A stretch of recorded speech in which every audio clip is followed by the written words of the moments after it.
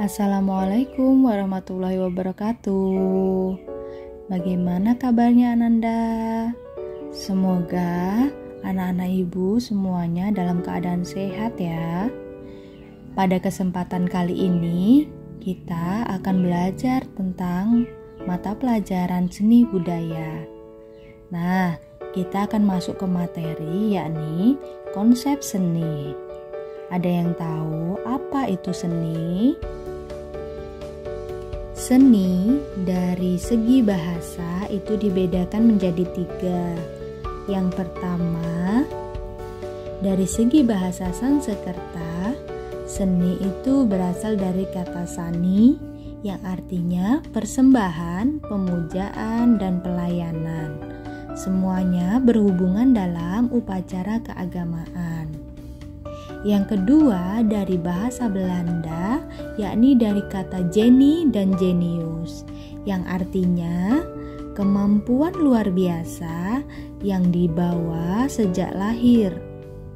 Dan yang ketiga, yakni dari buku Ensiklopedia Nasional Indonesia, yakni berasal dari kata Latin ars, yang artinya keahlian mengekspresikan ide dan pemikiran estetika.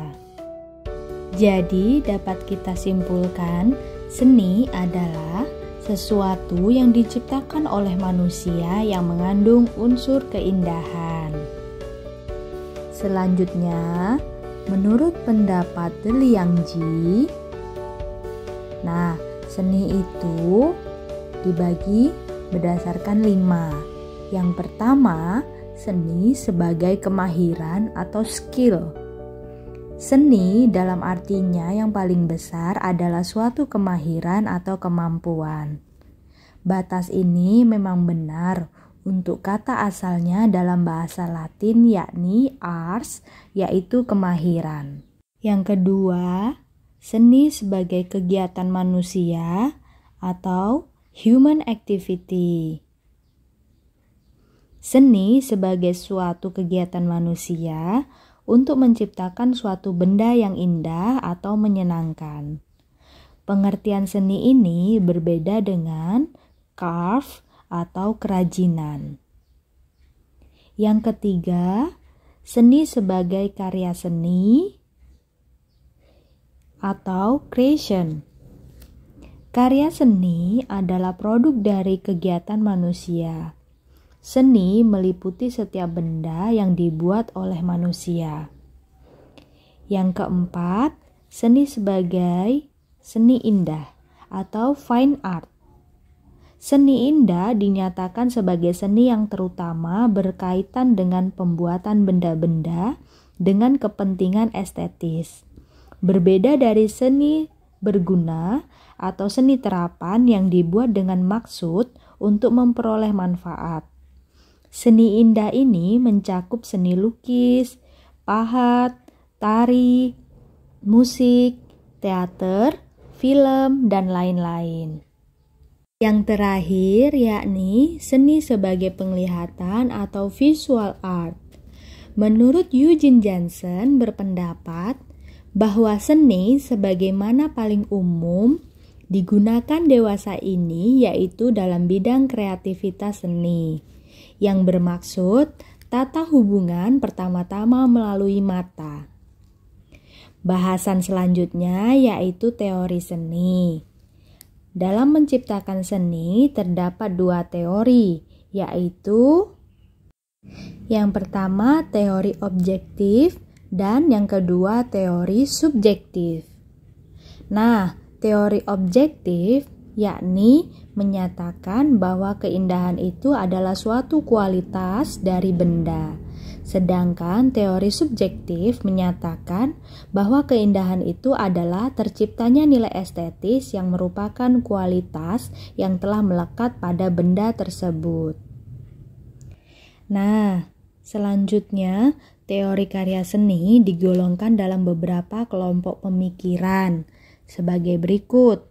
Yang pertama ada teori mimesis, yang kedua teori instrumental, yang ketiga teori formalitis, dan yang terakhir teori abad ke-20. 4 teori ini anak-anak ibu bisa belajar sendiri di rumah ya. Selanjutnya, ada bahasan mengenai aspek seni. Nah, apa saja sih yang termasuk aspek dalam seni? Yang pertama itu aspek fisik. Seni sebagai segala bentuk yang memiliki nilai keindahan disebut dengan aspek fisik. Seni jika dipandang dari segi bentuk dan dimensinya, terdapat karya seni 2 dimensi dan karya seni 3 dimensi. Pada karya seni 2 dimensi, yang nampak datar juga mempunyai kesan-kesan atau volume, kedalaman, dan ruang. Namun itu hanya tipuan pandangan semata. Sedangkan karya seni 3 dimensi disebut juga dengan karya seni spasial, karena terdapat 3 dimensi yang harus benar-benar diperhatikan. Aspek selanjutnya adalah aspek isi. Aspek isi adalah ide atau gagasan atau tema atau makna dari bentuk karya seni. Isi atau makna suatu karya seni rupa sangat bergantung pada persepsi penikmat suatu karya seni. Selanjutnya, aspek yang ketiga yakni aspek estetik. Pada saat ini, penelitian tentang estetika lebih melihat keindahan bukan sebagai sifat dari objek itu sendiri, tetapi sebagai hasil sensasi atau interaksi antara persepsi dan objek. Terdapat beberapa sudut pandang dan sikap manusia terhadap keindahan. Seperti yang kita ketahui pada pembahasan teori seni, yaitu ada 2 teori, yakni teori objektif dan teori subjektif. Anak-anak ibu pasti masih ingat kan penjelasan kedua teori ini? Ibu yakin anak-anak ibu pasti masih memahami yang ibu terangkan tadi ya. Nah, aspek yang keempat yaitu aspek nilai. Menurut Stites atau tulisannya Stites, karya seni memiliki 3 nilai. Yang pertama itu nilai pakai. Nilai pakai adalah nilai ekonomi yang berkaitan dengan mata uang. Yang kedua, nilai kisah, yakni nilai ideal yang bisa berupa nilai religius, moral, dan historis. Terakhir, nilai formal. Nilai formal adalah nilai desain yang merupakan nilai intrinsik pada karya seni itu sebagai nilai seni. Anak-anak ibu, kita sudah membahas pengertian seni, teori seni, aspek seni, dan sekarang kita akan membahas tentang sifat dasar seni. Istilah seni tidak hanya pada hal-hal yang berkaitan dengan keindahan saja, tetapi terdapat beberapa sifat dasar yang tidak dapat kita temukan pada suatu karya seni. Yang pertama, kreatif. Seni merupakan suatu rangkaian kegiatan manusia yang selalu menciptakan karya baru. Yang kedua, individual.